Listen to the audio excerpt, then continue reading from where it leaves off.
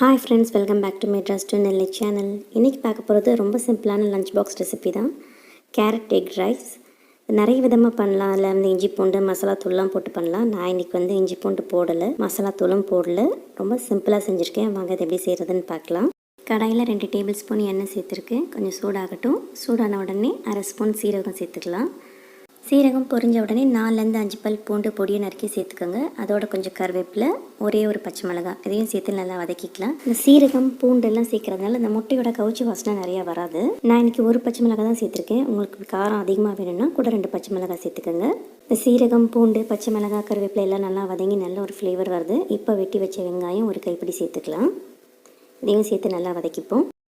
வெங்காயம் அரை வேக்காடு வதங்கின உடனே துருவி வச்சுருக்கிற கேரட்டையும் சேர்த்துக்கலாம். நான் இன்றைக்கி ஒரு பெரிய கேரட் ஃபுல்லாக துருவி சேர்த்துருக்கேன். கேரட்டையும் சேர்த்து நல்லா வதக்கிப்போம். வெங்காயம் கேரட் வதங்கிட்டுருக்கு. இதோட கொஞ்சம் மஞ்சளும் சேர்த்து வதக்கிக்கலாம். இந்த கோவிட் சீசனில் பொரியலாக இருந்தாலும் சரி, கூட்டாக இருந்தாலும் சரி, குழம்பாக இருந்தாலும் சரி, எல்லாத்துலேயுமே மஞ்சளும் மிளகும் முடிஞ்ச அளவுக்கு நிறைய சேர்த்துக்கோங்க.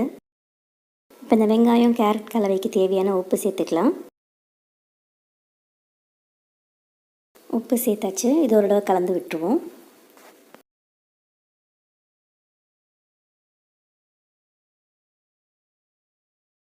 கேரட் நல்லா வெந்துருச்சு. இப்போ நம்ம முட்டையை சேர்த்துக்கலாம். கேரட்டை நல்லா ஒதுக்கி விட்டுட்டு நடுவில் 1 டீஸ்பூன் எண்ணெய் ஊற்றிட்டு முட்டை எத்தனை வேணுமோ அதை சேர்த்துக்கோங்க. நான் இன்றைக்கி 2 முட்டை ஊற்ற போகிறேன். முட்டையை உடச்சி ஊற்றிக்கலாம். முட்டையை உடச்சி ஊற்றினோடனே கிண்டிடாதீங்க. அந்த வெள்ளைக்கரு வெந்து வந்ததுக்கப்புறமா கிண்ட ஆரம்பிங்க.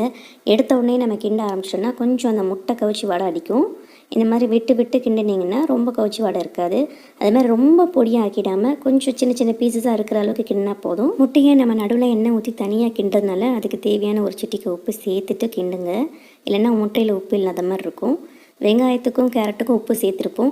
ரைஸில் உப்பு சேர்த்து வடிக்கிறதா இருந்தால் உப்பு பார்த்து சேர்த்துக்கோங்க. நீங்கள் ரைஸில் உப்பு சேர்த்து வடிக்க மாட்டிங்கன்னா வெங்காயம் கேரட் வதக்கும் போதே நீங்கள் எந்த அளவுக்கு ரைஸ் போட போகிறீங்களோ அந்த அளவுக்கு ரைஸுக்கு தேவையான உப்பு சேர்த்து வதக்கிடுங்க. அப்போ தான் நம்ம ரைஸ் போட்டு மிக்ஸ் பண்ணும்போது உப்பு கரெக்டாக இருக்கும். கேரட் முட்டை கலவை ரெடி ஆயிடுச்சு. இப்போ சாதத்தை அதில் போட்டுட்டு கலந்து விட்டுக்கலாம். இந்த கேரட் எக் ரைஸ் வந்து இந்த மாதிரி தான் செய்யணும்னு இல்லை. இஞ்சி பூண்டு சேர்த்து செய்யலாம், மசாலா தூள் சேர்த்து செய்யலாம். நான் இன்றைக்கி வெறும் பச்சை மிளகாய் தான் சேர்த்துருக்கேன். உங்களுக்கு கூட பச்சை மிளகாய் வேணுன்னா கூட பச்சை மிளகாய் போட்டுக்கோங்க. நான் இன்றைக்கி ஒரு பச்சை மிளகாய் தான் சேர்த்துருக்கேன். ஆனால் கடைசியாக நான் வந்து மிளகுத்தூள் சேர்க்க போகிறேன். இப்போ இருக்க அந்த கோவிட் சீசனாக இருக்கட்டும் இல்லை எப்போவுமே இருக்கட்டும், மிளகாத்தூள் சேர்க்குறத விட மிளகுத்தூள் சேர்த்து செய்கிறது இன்னும் டேஸ்ட்டாக இருக்கும். இந்த கேரட் எக் ரைஸ் வந்து கிட்டத்தட்ட ஃப்ரைட் ரைஸ் டேஸ்ட்டில் தான் இருக்கும். ஃப்ரைட் ரைஸ் எப்படி பண்ணுவோமோ அதே மாதிரி தான் பண்ணியிருப்போம். எக்ஸ்ட்ராவாக சேர்த்துருக்கிறது பார்த்திங்கன்னா இந்த மஞ்சத்தூளும் சீரகமும் தான் சேர்த்துருப்போம். கடைசியாக கொஞ்சம் கொத்தமல்லி சேர்த்து கலந்து விட்டு இறக்கிடலாம். அவ்வளோதான், கேரட் எக் ரைஸ் ரெடி ஆகிடுச்சு. இப்போ இதை சர்விங் பவுலுக்கு மாற்றிக்கலாம். டிஃப்ரெண்ட்டான ஒரு லஞ்ச் பாக்ஸ் ரெசிபி ட்ரை பண்ணால் கண்டிப்பாக அதை ட்ரை பண்ணுங்கள். எப்போயுமே மசாலா தூள் சேர்த்து செய்வோம் இல்லையா, அது மாதிரி இல்லாமல் இந்த தடவை மிளகுத்தூள் சேர்த்து செஞ்சு பாருங்கள். கண்டிப்பாக உங்கள் குழந்தைங்களுக்கு பிடிக்கும். ட்ரை பண்ணி பார்த்துட்டு உங்கள் கமெண்ட்ஸ் எனக்கு ஷேர் பண்ணுங்கள். தேங்க்யூ ஃபார் வாட்சிங்.